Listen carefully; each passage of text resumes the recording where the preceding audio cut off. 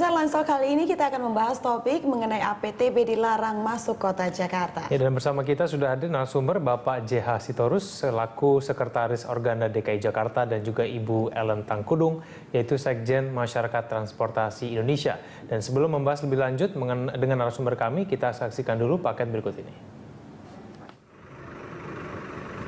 Organda DKI akhirnya memilih opsi kedua, yaitu hanya beroperasi hingga perbatasan Jakarta dan menurunkan penumpang dari kota penyangga.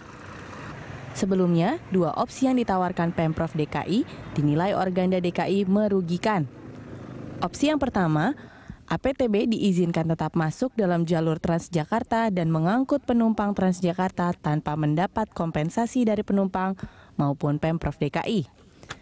Opsi kedua yang ditawarkan adalah APTB hanya diizinkan masuk jalur Transjakarta hingga halte-halte perbatasan untuk menurunkan penumpang dari kota-kota penyangga. Namun, akhirnya pilihan Organda jatuh pada opsi kedua dengan tetap beroperasi hingga daerah penyangga ibu kota. Gubernur DKI Jakarta Basuki Cahayapurnama menuturkan APTB menolak bergabung dengan PT Transportasi Jakarta dengan alasan Pemprov DKI tidak pernah memberikan mereka opsi sistem pembayaran rupiah per kilometer. Padahal menurut Ahok, selama ini Pemprov DKI telah berkali-kali menyampaikan skema kompensasi dalam pertemuan antara Dishub Trans DKI dengan para operator APTB. Lalu, bagaimana dengan nasib penumpang jika APTB dilarang masuk Jakarta? Ya, pemirsa, kembali kita lanjutkan dialog. Saya sapa dulu Pak Sitorus, selamat siang, dan Ibu Ellen, terima kasih sudah bersama kami di siang hari ini di Lunch Talk. Saya pertama kepada Pak Sitorus dulu. Pak Sitorus, kalau dicermati mengenai judul kita itu APTB dilarang masuk Jakarta, itu tanda tanya. Nah, ini sudah betulkah memang dilarang masuk Jakarta atau tidak, Pak Sitorus? Sampai sekarang belum. Sampai sekarang belum. Tapi rencananya demikian? Kalau kita dengar di media massa sih seperti itu gitu. Tapi dengar-dengar kan ditawarkan dua opsi dari Pemprov DKI begitu. Dengar-dengar Organda katanya akan lari setuju ke opsi yang kedua begitu, yang akhirnya stop di perbatasan APTB. Itu benar begitu atau bagaimana Pak Sitorus? Begini, memang kita ini operator ini disuruh pilih dua opsi yang sama pahitnya, yang tidak menguntungkan.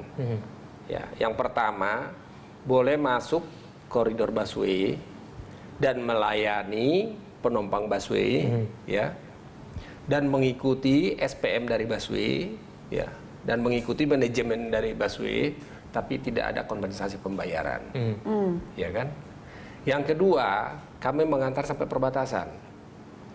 Kalau kita pikirkan lebih irit perbatasan. Kami tentunya lebih menguntungkan perbatasan, walaupun sebenarnya rugi, ya kan? Kami tidak mengeluarkan BBM untuk melayani ini, kan? Kami tidak bayar ban lagi untuk menempuh jarak yang di dalam kota ini, koridor ini. Ya, otomatis sudah lebih merugikan kalau kami pilih yang opsi yang pertama. Karena tidak ada pilihan lagi, hanya dua ini diberikan pilihan, terpaksalah kami ngambil opsi yang kedua. Itu. Dan ini apakah akan segera berlaku, Pak Sitorus? Apakah ini sudah, karena Organda sudah memilih opsi kedua, apakah kemudian sudah final begitu, tinggal menunggu pembicaraan lebih lanjut begitu atau bagaimana? Sampai sekarang sih kalau kita bilang final sih belum ya. Kami belum mendapat secara resmi tertulis bahwa memang itu sudah tanggal sekian diberlakukan, belum ada. Belum ada. Tapi kami menginginkan sebenarnya sebelum itu dilakukan bahwa kami itu boleh duduk bersama dengan gubernur dulu gitu. Apa tidak supaya pernah jelas terjadi komunikasi antara Pemprov DKI dengan Organda begitu? Kepala dinas ya, dinas perhubungan ya selalu. Jadi kita itu ini pembahasan ini mulai sejak Januari 2015 ini. Kita rapat pertama di Januari itu tanggal 15. Nah di Januari itu diundang untuk mengevaluasi kelanjutan operasional daripada busway ini. Apakah kira-kira yang kita harus lihat kendala atau kelebihan dan kekurangannya? Di situ diundang dari Pemprov Bogor, Pemprov Bekasi, dan Tangerang. Itu diundang di Dinas Perhubungan DKI waktu itu. Nah, pada saat itu disepakati bahwa Bogor, Bekasi, Tangerang itu sangat mendukung. Bahwa keberadaan busway APTB sekarang ini sangat dibutuhkan oleh masyarakat. Itu.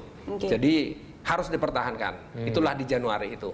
Terus rapat yang kedua, timbullah waktu itu ada Pak Direktur Transjakarta waktu itu, Pak Kosasi. Di situ kita bicarakan, kalau begitu supaya lebih tertib, kalau sampai koridor ya, perbatasan koridor, APTB harus mengikuti SPM daripada Transjakarta. Ya. Jadi manajemen sampai perbatasan itu adalah yang berlaku manajemennya Transjakarta. Oke, kami sepakat, tidak masalah. Alasannya kenapa tuh Pak? Kenapa APTB diharuskan untuk masuk SPM-nya Transjakarta? Artinya begini, seluruh peraturan itu kan beda, ya kan? Kami swasta ini dengan Transjakarta beda mungkin peraturan-peraturan. Jadi apa yang ada aturan di Transjakarta itu harus sesuai dengan di APTB di koridor itu. Ya kan, pelayanannya harus sama lah di situ gitu loh. Jadi itu sebenarnya kita udah sepakat, Nah, dan di situ sudah diminta supaya ada hitung-hitungan lah berapa kira-kira rupiah per kilometer ini. Kita sepakat. Waktu itu. Baik, sebelum kita membahas lebih rinci lagi mengenai tarif tadi, saya ke Ibu Ellen dulu sebelum kita jeda ya Bu Ellen ya. Menurut Ibu Ellen, dengan Organda mengambil opsi yang paling mendingan di antara yang paling pahit itu tadi seperti kata Pak Sitorus, menurut Anda ini efeknya ke penumpang akan seperti apa? Ini sudah terbaik apa tidak ini sebetulnya menurut Anda? Ya, sebenarnya kan apa yang diinginkan dari APTB ini kan begitu, mengantarkan penumpang dari Bogor, Depok, Tangerang, Bekasi.